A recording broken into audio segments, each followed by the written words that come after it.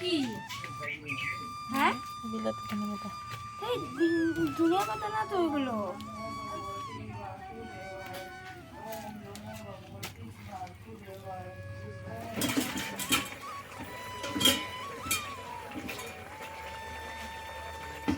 আজ সকালে ব্রেকফাস্টে হবে আলুর তরকারি পেঁয়াজ দিয়ে। তো সেই জন্য বিলাতি ধনিয়া পাতা গাছের থেকে তুলে নিয়ে আসলাম। পিছনে শুধু দুটো মাত্র গাছ আছে। এই দুটোর থেকে গাছগুলো কেন না জানি না, তিনটা হয় না, দুটো গাছ দুটোই থাকে। সেই বর্ষাকাল গেলেও দুটো, আর যখন শীতকাল আসে তখন ওই দুটোই থাকে। ভাবছি গাছটা ওখান থেকে কেটে অন্য জায়গায় বুনে দেবো, যেখানে পুদিনা গাছ আছে সেখানে বুনে দেবো। ওখানটাতে বুনলে কিন্তু গাছটা হতে পারে, কারণ এগুলো গাছপাতা না বালি জায়গাতেই কিন্তু হয়। পুদিনা পাতাটাও বালি জায়গা, সেই জন্য ওই জায়গাটা কিন্তু খুব সুন্দর হয়েছে। তো ভাবছি আমি এই গাছটাকে ওখানে বুনে দেবো, তাহলে ভালো হবে। আমরা বলি বিলেতি ধনেপাতা, তোমরা কে কী বলো কমেন্টে অবশ্যই জানিও। আমরা তো জানি সেটাই কিন্তু বলছি। আলুর তরকারিতে একটুখানি দিয়ে দিলাম, খুব সুন্দর একটা সেন্ট বেরিয়েছে। বাবু তো বলছিল মা এটা ধনেপাতা নয়, কারণ 1 বছর আগে দেখেছিল, ভুলে গেছে। বাচ্চা মানুষ তো ভুলে যায় ফট করেই, যেহেতু এখন বাড়তি বয়স, আর বাড়তি বয়সে কিন্তু ছোটোবেলার কথাগুলো খুব কমই মনে থাকে। তো সেই জন্য না ফট করে ভুলে যায়। তো ওই জিজ্ঞাসা করছিল, বললাম ওকে যে বিলেতি ধনেপাতা, বলে না না বিলেতি ধনেপাতা না। যখন একটু নাকে দিলাম তখন বলে হ্যাঁ এটা তো বিলেতি ধনেপাতাই। তারপরে বলছে ও আমাদের বাড়িতে এটারও গাছ আছে। হ্যাঁ এটাতেও গাছ আছে। এই গাছটা গেড়েছিলাম আমি বাজার থেকে, যে ধনেপাতা নিয়ে আসে সেই ধনেপাতাটা একদিনকে দেখি নিচে শিকড় ছিল, সেই শিকড়টা নিয়ে গেড়ে দিয়েছিলাম, বাস আর কি। এই গেড়ে দিয়েছি শিকড়টা, 2-3 দিন পর দেখি একটা পাতা বেরিয়েছে। আমি তারপরে বলি যে না এটা বুঝি হবে। একটুখানি বালি মাটি দিয়ে দিয়েছিলাম, সুন্দর কিন্তু গাছটা উঠে গেছে। এখন দেখো কি সুন্দর একটা গাছ হয়েছে। আস্তে আস্তে ওটাকে উঠিয়ে এদিকে এনে গেড়ে দিব, তাহলে কিন্তু আরও হবে। তো দেখো গল্প করতে করতে আমার আলুর তরকারিটা হয়ে গেল। পেঁয়াজ দিয়ে সকালে রুটি খাওয়ার হবে, আলুর তরকারি, আর সাথে হলো লিকার চা। লিকার চা করার কারণ হলো, যদি তরকারি দিয়ে না খায় তাহলে লিকার চা দিয়ে খেয়ে নেবে। আমাদের ঘরে রুটি খাওয়া না ভীষণ ঝামেলা, কারণ রুটি খেতে হলে ওই যে লিকার চা লাগবে, খাবে না হলো তরকারি দিয়ে, সেই জন্য ওই যে লিকার চাও করতে হয়। যদি তরকারিটা ভালো না লাগে ওর খেতে, তাহলে ও লিকার চা দিয়ে খেয়ে নেবে। তো দেখো চাও হয়ে গেল, সাথে তরকারিও হয়ে গেলো। এবারে এক এক করে রুটি ভাজবো। তার আগে চলো ওকে জিজ্ঞাসা করে আসি, ও কি তেলের রুটি খাবে নাকি শুকনো রুটি খাবে। তো ওকে জিজ্ঞাসা করতে গেলাম, ও বললো যে না তেলের রুটি খাবে, শুকনো রুটি খাবে না। আমি অবশ্য বাটিতে আগেই তেল ঢেলে রেখেছি, আমি জানি ও শুকনো রুটি খাবে না। ওর শুকনো রুটি এখন ভালো লাগে না খেতে, বলে নাকি শুকনো রুটি খেতে না কেমন লাগে, আমার একদম পছন্দ হয় না শুকনো রুটি। তো বলে একটু তেল দিয়ে দিবা তাহলে ভালো লাগে। তেল খাওয়াও কিন্তু ওর বারণ, তবু ওই যে রুটি খাবে তেলের। তো এখন যেহেতু ওর ইচ্ছে করছে খাওয়ার জন্য, তো আমি কি করি একদম কম তেল দিয়ে, একটুখানি তেল দিয়ে ওকে শুধু ওই যে রুটিটা সাপটে দেয় যে সেরকম সাপটে দিই, যাতে গ্যাসও না হয় আর ওর মনের ইচ্ছাটাও পূরণ হয়ে যায়। তো এক তীরে দুই নিশানা করি, যাতে করে মনের ইচ্ছেও পূরণ হয়ে যায় আর হলো গ্যাসটাও না হয়, তাহলে দুদিকে ঠিক হলো না। তো এক তীরে দুটো নিশানা করা হলো, তাই না বলো। তো চলো এখন ঝটপট করে কুনালে পাপাকে খেতে দিয়ে দিই, ও খেয়ে দিয়ে কাজে চলে যাক, আর সাথে সাথে হলো বাবুকেও খেতে দিয়ে দিই। দেখো দুটো নাম, একটা কুনালের পাপা একটা বাবু। বাবুকে ঘরে যদি কুনাল বলে ডাকে রাগ করে, বলে না মা তুমি আমাকে কুনাল বলে ডাকবে না, তুমি আমাকে বাবু বলে ডাকবে। তো সেই ওকে বাবু বলেই ডাকি, কুনাল বলে ডাকি না। আর ও দিদা যখন থাকে, ও দিদাকে বলবে দিদা যদি কোনো সময় ওকে লাল্লা ছাড়া যদি অন্য কিছু বাবু বা কুনাল করে ডাকে, বলে না উত্তরই দিবে না, বলবে না আমার নাম তো লাল্লা, আমাকে লাল্লা করে ডাকবো, আমাকে কুনাল করে ডাকবা না, বাবু করে ডাকবা না। তো যাই হোক চলো এবার ঝটপট করে রুটি করে ওদেরকে খেতে দিয়ে আমিও সকালে ব্রেকফাস্টটা সেরে নিই। তারপর মামাকে তেল মালিশ করা রয়েছে, স্নান করানো রয়েছে, সেগুলো পরে করছি। তো চলো আমার প্রিয় পরিবারের সকল বন্ধুরা আমার সাথে থাকো আর দেখতে থাকো আজকে ব্লগটা, আশা করছি তোমাদের ভালো লাগবে। রুটিগুলো দেখতে একদম দোকানে পরোটার মতন লাগছে না, কারণ কি বলো তো, আজকে খোলা আটা রুটি করছি। তো খোলা আটা রুটিটা না একদম পরোটাগুলো দোকানের মতন হয়েছে কিন্তু পুরো। তো চলো এখন ঝটপট খেয়ে নিই, খেয়ে তারপরে আসছি আবার তোমাদের সামনে। হ্যালো বন্ধুরা, good morning, welcome back to my channel Puja Bongaigaon daily blog. নতুন আরেকটি ব্লগে তোমাদের সবাইকে অনেক স্বাগত, অনেক ভালোবাসা জানিয়ে আজকে নতুন আরেকটি ব্লগ শুরু করছি। তো সকালবেলা খাওয়া দাওয়া করলাম, খাওয়া দাওয়া করে এই যে রান্না বসিয়ে দিলাম দুপুরের জন্য।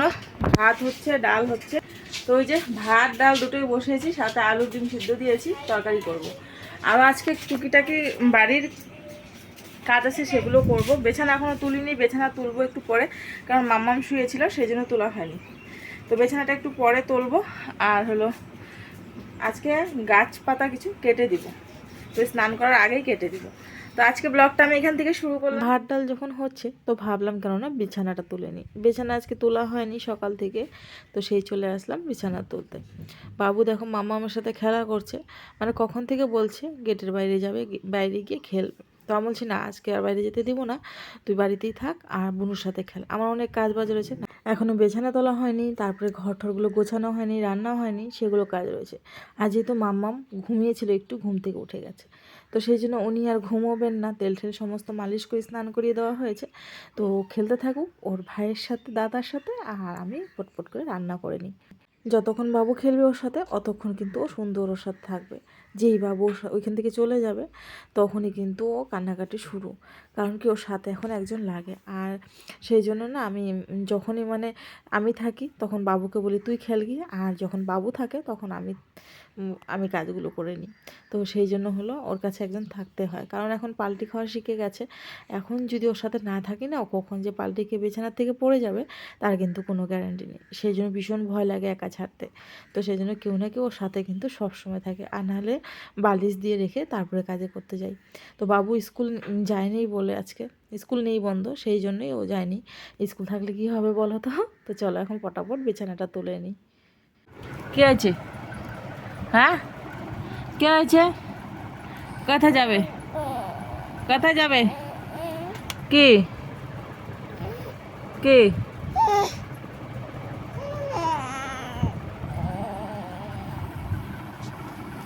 কি বলছো?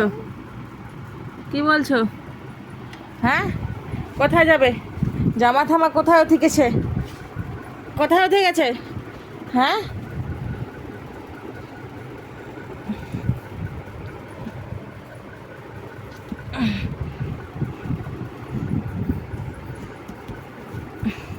বাপ রে বাপ, পাও দুটো শান্তি নেই?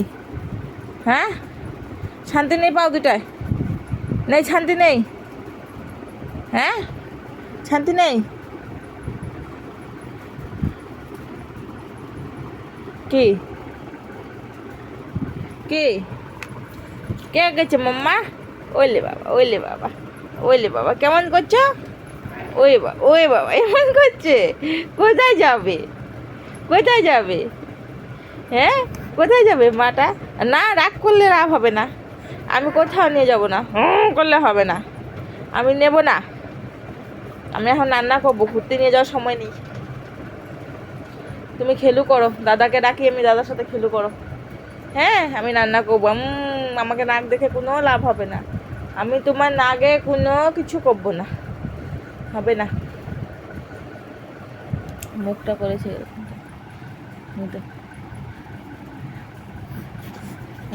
দেখো রাগ হয় খালি, ওনার খালি ঘুরতে যাওয়া ম্যাডামের, খালি গুজু গুজু করে না। হ্যাঁ, তো তো চলো ও এদিকে খেলুক, ওর বাবুকে ডেকে দিয়ে যাই, কারণ এখন পাল্টি খাওয়া শিখে গেছে যেহেতু। তো সেই জন্য বাবুকে রেখে ডাকবো, বাবু থাকবে ওর কাছে, আর আমি ঝটপট করে রান্নাটা সেরে নিই। চলো।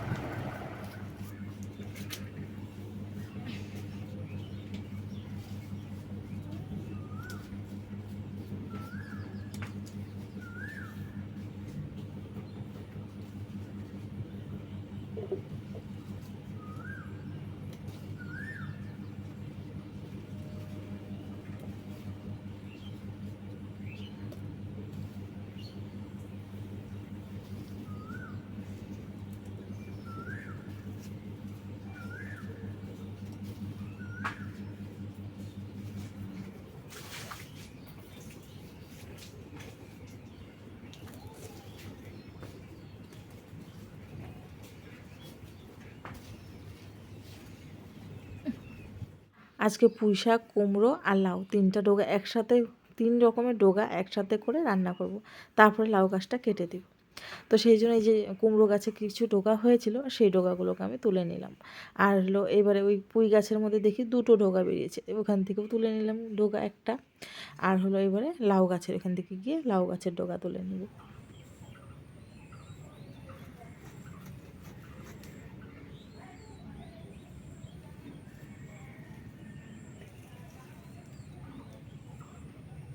ভেবেছিলাম লাউ গাছের ডোগা কাটবো, তারপরে ভাবলাম যে না, লাউ গাছটাই কেটে দিই, যেহেতু বৈশাখ মাস পড়ে গেছে, লাউ গাছটা কেটে ফেলে দিই। তো সেই লাউ গাছগুলো, দুটো গাছ এখানে ছিল, দুটোই কেটে দিলাম। যেহেতু এখানে এখন কুমড়ো গাছটা যেগুলো উঠছে, সেই জন্য লাউ গাছ কেটে দিয়ে একটা ডোকা নিয়ে আসলাম। 3 রকমের ডোকা তুলে নিয়ে আসছি। মিষ্টি কুমড়োর ডোকা, লাউয়ের ডোকা, কুমড়োর ডোকা, তিনোটাই তুলে নিয়েছি। আজকে তিনোটা ডোকা মিলে একটা চচ্চড়ি করব। বেগুন ভেবেছিলাম ছিঁড়বো, পরে বলি না, এখন বেগুন ছিঁড়বো না, থাক, হোক বেগুন কিছুটা, তারপরে বেগুনের কোনো একটা গতি করব। তো সেই জন্য না বেগুনগুলো ছিঁড়ছি না। বেগুন গাছগুলো বেশ বড় বড় হয়েছে, ইচ্ছে করে ডালগুলো কেটে দিয়ে ছেটে দিই। তারপরে ভাবি যে না, এখন যেহেতু হচ্ছে গাছগুলো, কাটবো না, থাক, একটু বড় হোক, সেই বুঝে আবার কাটিও না।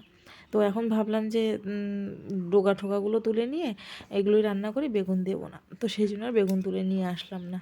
তো এইদিকে দেখো আমি ডোকাগুলো কেটে নিচ্ছি, লাউ গাছগুলো কেটে ফেললাম, কারণ কি ওখানে কুমড়োর গাছ রয়েছে, তারপরে বটবটির গাছ রয়েছে, আরও চাল কুমড়োর গাছ উঠবে, সেই জন্য না ওখানে আর লাউ গাছটা কেটে দিলাম। নাহলে লাউ গাছ থাকতেও নেই, জ্যৈষ্ঠ মাসে লাউ দেখতেও নেই, তো সেই জন্য আমি কেটে দিলাম। এবারে বাদবাকি গাছ যেগুলো আছে সেগুলো আস্তে আস্তে বড় হবে। একটা গাছের সার পুরোটা পেয়ে কিন্তু লাউ গাছটা বেশ মোটা হয়েছিল। তখন ভেবেছিলাম কি, এই গাছের গোড়াটা আছে এটা যত মোটা, ডোগাগুলো কেন এত মোটা হলো না, ওগুলো হলেও কিন্তু ভালো লাগতো। তো যাই হোক, এবার কিন্তু লাউয়ের ডোগা আর লাউ কিন্তু বাজার থেকে কিনে সেরকম খেতে হয়নি, বাড়িতে যা হয়েছে তাই দিয়ে কিন্তু চলে গেছে। যখন ডোগা হয়নি তখন বুঝি 2বার কিনেছিলাম, তারপরে আর একবারও ডোগা কিনতে হয়নি, এমনি কিন্তু ডোগা মানে গাছের থেকে পেরেছি আর খেয়েছি। প্রত্যেকটা বছর এখন থেকে ভাবছি কিছু গাড়ি বা না গাড়ি লাউ গাছটা ঠিক বুনবো, কারণ কি লাউ গাছটা বুনলে ডোগা পাতা তো অবশ্য খাওয়া যায়, আর হলো লাউ হলে 1-2টো লাউও খাওয়া যায়। তো এই গাছে কিন্তু 3টা মতো লাউ খেয়েছিলাম। এখন জানি না চাল কুমড়ো গাছে কী হবে, কটা লাউ হবে জানি না। দেখো ডোগা কাটতে কাটতে দিকে আমার ডালটা ফুটে গেছে, ডাল ফোড়নে দিয়েই গেছিলাম ডোগা কাটতে, ডোগা কাটাই হলো না, আমার ডালটা হয়ে গেছে। চলো ডালটা নামিয়ে নিই, তারপরে ডোগাগুলো সব কাটবো। ডোগা চচ্চড়িটা করলাম, ঝিঙে, আলু আর হলো কাঁকরোল দিয়েছি, দিয়ে ডোগা চচ্চড়িটা করেছি। অনেক দিন থেকে এইভাবে করে চচ্চড়ি করা হয় না, তো সেই জন্য কুমড়োর ডোগা চচ্চড়ি এভাবে করলে কিন্তু ভালো লাগে খেতে। সর্ষা আর একটু লঙ্কা আর রসুন বেটে দিয়েছি, যাতে করে টেস্ট হয়। আর এখানে ভাত এই যে হয়ে গেছে। আরও কী কী রান্না হয়েছে দেখাই তোমাদের। এই যে এখানে রয়েছে ডিমের আলুর তরকারি, আর এখানে রয়েছে এই যে মুসুরি ডাল, আর হলো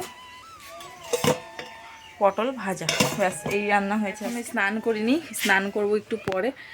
এই তরকারিটা হলে তারপরে এগুলো পরিষ্কার করে স্নান করব। চোখের লালটা মনে হচ্ছে আমার একটু কমেছে, কোনার পাপাও বলছিল কমেছে। তো আমি নিজের চোখ নিজে দেখতে পারি না, কেউই দেখতে পারে না, তো নিজের চোখ নিজে দেখা যায় না, সেই জন্য না মানে কি হয়েছে ভিতরে কেমন বুঝতে পারি না। মাঝে মাঝে এরকম করে কাত হয়ে তারপরে হলো চোখগুলো এক সাইড করে তারপরে ফটো তুলে দেখি যে কমেছে কি নেই। আগের ফটোগুলোর সাথে ম্যাচ করি, তারপরে বুঝি যে হ্যাঁ একটু কমেছে, কিন্তু হ্যাঁ একটু কমেছে।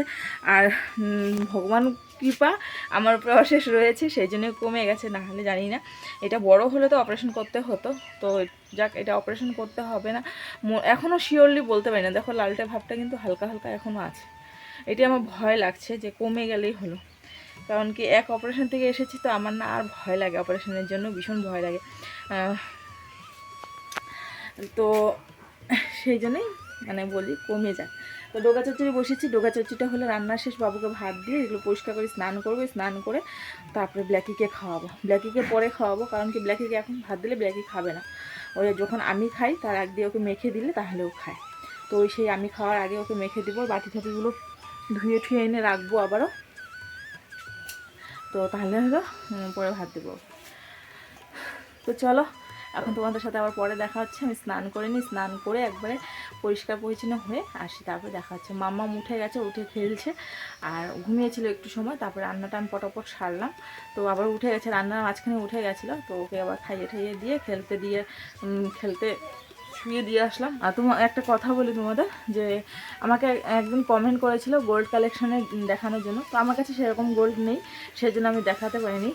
আর গোল্ড কালেকশন যদি অনেকগুলো থাকে তাহলে দেখিয়ে কিন্তু খুব ভালো লাগে, তো আমার কাছে সেরকম কিছু নেই। একজোড়া কানে রয়েছে, একটা আংটি রয়েছে, সেই আমি আর দেখালাম না। তো এই জন্য গোল্ড কালেকশন আমি দেখাইনি কিছু, আমার কাছে নেই কিছু সেরকম গোল্ড কালেকশন। যদি ভবিষ্যতে করতে পারি তাহলে অবশ্যই গোল্ড কালেকশন তোমাদের সাথে অবশ্যই শেয়ার করবো। তো চলো এখন আমি রান্নাটা ঝটপট করে সেরে নিই।